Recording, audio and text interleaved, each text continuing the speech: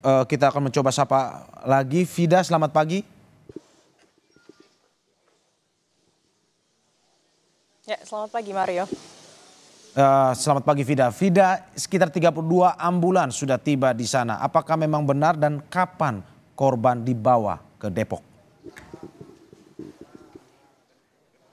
Ya, betul sekali Mario. Saat ini suasana di depan kamar jenazah RSUD Subang dipenuhi oleh ambulan dan juga keluarga korban beserta juga tentunya pihak kepolisian.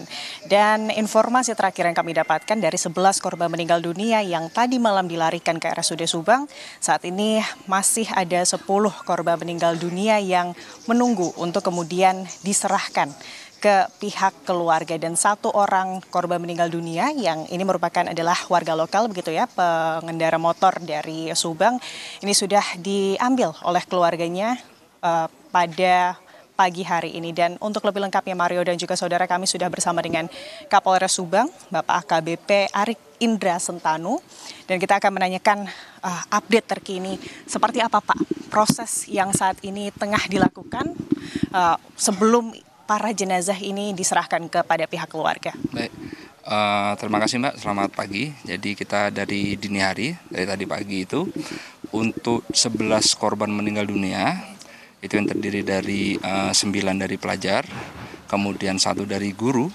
dan 1 dari lokal, yaitu pengemudi kendaraan R2 Beat, di mana yang 1 lokal dini hari tadi sudah diambil oleh pihak keluarga. Kemudian yang 10 orang saat ini masih dalam proses investigasi, kemudian dipersiapkan jenazahnya.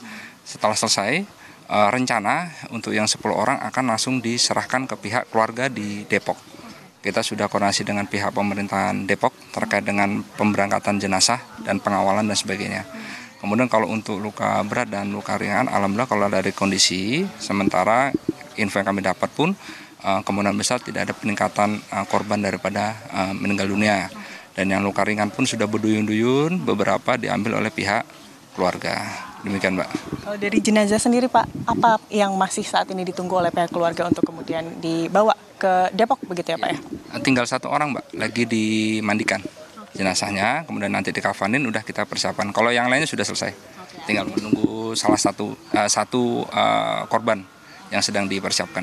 Saat ini prosesi yang masih dilakukan pihak rumah sakit ini adalah pemandian jenazah korban begitu ya Pak. Kita ke olah TKP Pak. Hari ini pagi ini sudah dimulai ya Pak. Sejak pukul berapa Pak?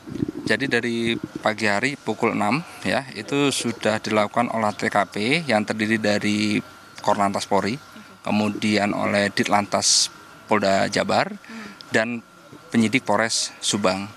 Karena menggunakan teknologi traffic accident analysis, dan ini masih sedang berlangsung untuk melihat penyebab utama kecelakaan tersebut dari mana dan oleh siapa, itu melalui olah TKP yang sedang dilaksanakan pagi hari ini. Ya. Saksi yang diperiksa Pak, sudah ada keterangan apa mungkin Pak yang didapatkan? Kami belum bisa menyampaikan di sini ya, karena sedang masih berlangsung Mbak. Nanti apabila ada perkembangan, kami akan infokan kepada rekan-rekan media. Ya. Biasanya Pak, kalau ada kecelakaan seperti ini, ada pelibatan KNKT juga. Apakah kalau di kasus ini ada bekerja sama juga dengan KNKT atau seperti apa Pak? Kalau dalam proses kita kalau berkoordinasi sudah, cuman nanti seperti apa kita menunggu dari hasil olah TKP. Karena dari olah TKP nanti kan pasti akan muncul penyebab utamanya. Nah, sekarang kami belum bisa menyampaikan itu karena masih berlangsung. Karena penyebab utama bisa dari kendaraan, bisa dari alam, bisa dari pengemudi dan sebagainya. Nah, ini yang perlu pendalaman lebih lanjut dalam olah TKP pagi hari ini. Siap. Nanti melihat dari hasil baru diputuskan apa langkah yang selanjutnya akan diambil begitu ya Pak. Tapi ini menarik juga dari traffic accident analysis. Nanti akan seperti apa output yang kemudian didapatkan dari hasil investigasi dengan alat ini Pak? Baik, itu kan teknologi Mbak, ya, teknologi yang dimiliki oleh Polri, yaitu dari pihak Korlantas maupun dari Polda Jabar. Dari situ nanti akan muncul terang bagaimana terjadinya tempat kejadian perkara, ya, baik kendaraan itu dari arah mana, kemudian titik benturnya di mana, kemudian kendaraan titik akhirnya di mana, itu nanti melalui teknologi tersebut akan tergambar, itu menggunakan teknologi PCREC itu pun akan digitalisasi pun akan muncul. Ya, ini masih dilakukan olah TKP oleh rekan-rekan semua. Baik. Pak, tadi kami juga sempat mewawancara sopir yang saat ini masih diberikan perawatan di IGD, Pak. Informasi dari sopir, keterangannya adalah sebetulnya bis yang digunakan ini layak jalan dan telah diperiksa oleh perusahaan. Namun dalam perjalanan ini ternyata mesinnya mati mendadak. Itu informasi yang diberikan dari sopir begitu ya Pak. Apakah nanti ini juga akan di cross check lagi ke pihak perusahaan atau seperti apa Pak? Ya, pasti Mbak, nanti kan dalam olah TKP itu akan komprehensif. Saksi-saksi akan kita lihat dari beberapa sisi, baik dari keterangan korban, kemudian keterangan supir, kemudian keterangan penumpang, kemudian keterangan dari saksi yang berada di TKP, itu akan kita lihat. Namun apa yang disampaikan oleh pihak supir itu sah-sah saja, tapi itu bukan berarti menjadi kepastian terjadinya kecelakaan tersebut gitu. Tapi informasi-informasi tersebut pasti akan kita ambil keterangan untuk melengkapi olah TKP yang sedang berlangsung. Karena itu nanti akan terbukti berdasarkan investigasi dan olah TKP yang di saat ini ya Pak. Pak, saat ini sudah sejak pukul 6 pagi ya Pak ya. Ini kira-kira biasanya akan berapa lama dan apa hasil yang ingin didapatkan atau output yang akan didapatkan dari olah TKP ini? Kalau waktu kami belum bisa menyampaikan di sini ya, karena memang kita dari beberapa tim di sini. Ya output yang tadi saya sampaikan Mbak, yaitu penyebab utamanya. Nah, itu akan kita cari penyebab utama terjadinya kecelakaan. Itu yang perlu kita cari. Kemudian faktor-faktor penyebab terjadinya kecelakaan. Nah, itu yang akan kita cari betul sehingga kita tidak salah untuk menarik kesimpulan. Ya. Artinya saat ini berarti olah TKP sedang dilakukan, lalu juga untuk jenazah ini masih menunggu satu lagi ya Pak ya, sampai proses pemandian ini selesai, lalu kemudian akan diserahkan ya. Kalau untuk kronologi dari kecelakaan ini Pak yang diketahui oleh kepolisian mungkin bisa dijelaskan kembali Pak. Begini, kronologi itu adalah nanti bagian ya, kronologi akurat ya, itu bagian daripada olah TKP ini. Nah, karena kita tidak bisa berasumsi.